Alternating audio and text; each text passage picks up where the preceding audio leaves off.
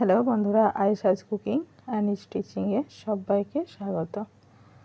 আজ আমি আপনাদের সঙ্গে শেয়ার করব গোলাপ জামুন রেসিপি। বাজারে যে রেডিমেড গোলাপ জামুন পাউডার পাওয়া যায়, তো আমি সেটা দিয়ে আজ তৈরি করে দেখাবো গোলাপ জামুন।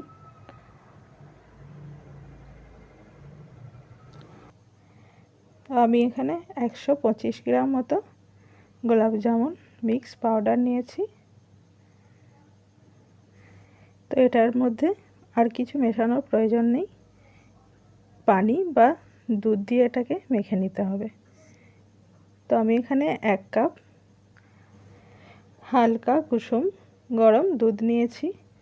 তো আপনারা চাইলে এটা পানি দিয়েও মেখে নিতে পারেন। তো আমি দুধ দিয়ে গোলাপ জামুন পাউডারটা মেখে নেব। এভাবে করে একটু একটু দুধ দিয়ে পাউডারটা ভালোভাবে মেখে নেব, যতক্ষণ না পর্যন্ত একটা নরম ডো তৈরি হয়ে আসছে। ততক্ষণ আমি দুধটা এভাবে একটু একটু করে দিয়ে ভালোভাবে পাউডারটা মেখে নেব। তো এখানে আমার 1 কাপ দুধ পুরোটাই লেগেছে। তো দেখুন, এভাবে করে আমি গোলাপ জামুন মিষ্টি তৈরি করার জন্য ডোটা মেখে নিয়েছি। তো ডোটা মাখা হয়ে গেছে। এবার এর থেকে আমি ছোট ছোট করে মিষ্টির আকারে দিয়ে নেব। তো দেখুন, ছোট ছোট লিচির আকারে কেটে নিচ্ছি। দিয়ে এটাকে এভাবে দু হাত দিয়ে ভালোভাবে গোল করে শেপ দিয়ে নেব, মিষ্টির আকার দিয়ে নেব। তো এইভাবে করেই তৈরি করে নেব। তো আরও একটা তৈরি করে দেখাচ্ছি। এভাবে করে আপনারাও খুব সহজেই রেডিমেড গোলাপ জামুন পাউডার দিয়ে গোলাপ জামুন বা ভাজা মিষ্টি তৈরি করে নিতে পারেন। দেখুন, সমস্ত মিষ্টিগুলো তৈরি করে নিয়েছি। তো আমি এটাকে ঢাকা দিয়ে রেখে দেবো। এবার মিষ্টির জন্য যে রস বা শিরাটা তৈরি করব সেটা আমি তৈরি করে নেব। একটা পাতিলা নিয়েছি, এর মধ্যে দিয়ে দিচ্ছি 250 গ্রাম চিনি আর 2 কাপ পানি।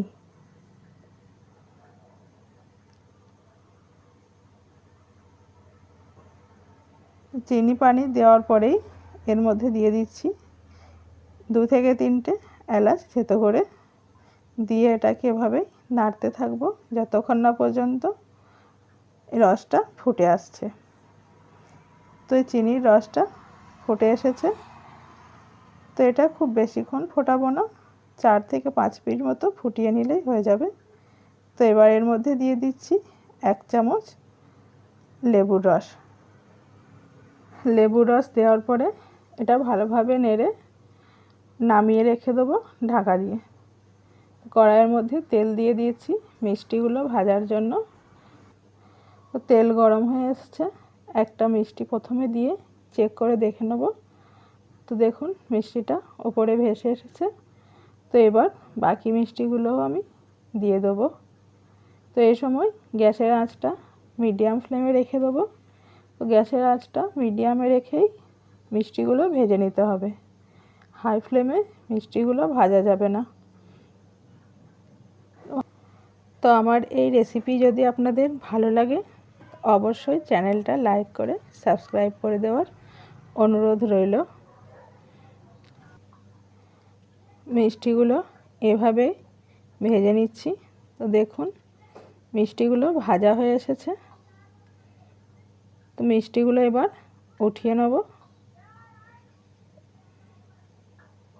মিষ্টিগুলো উঠিয়ে নিয়েছি। এবার যে চিনির রসটা বানিয়ে রেখেছিলাম সেটার মধ্যে গরম গরম দিয়ে দেবো। তো রসটা যেন গরম থাকে এই অবস্থাতেই দিতে হবে। তো বাকি যে মিষ্টিগুলো আছে সেগুলোকেও আমি একইভাবে ভেজে নিচ্ছি। ভেজে নিয়ে এটা রসের মধ্যে দিয়ে আধ ঘন্টা মতো রেখে দেবো।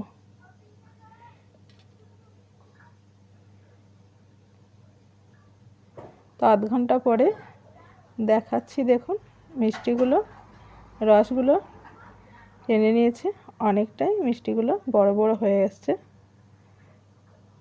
তো এভাবেও আপনারা রেডিমিক্স পাউডার দিয়ে খুবই সহজে বাড়িতেই তৈরি করে নিতে পারবেন গোলাপ জামুন বা ভাজা মিষ্টি।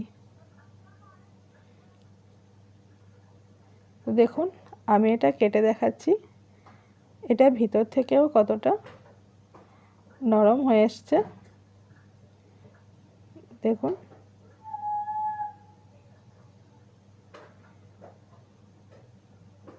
তো এইভাবে আপনারা তৈরি করে খেয়ে দেখুন, ভালো লাগলে অবশ্যই কমেন্ট করে জানাবেন এবং ভিডিওতে একটা লাইক দিয়ে দেবেন।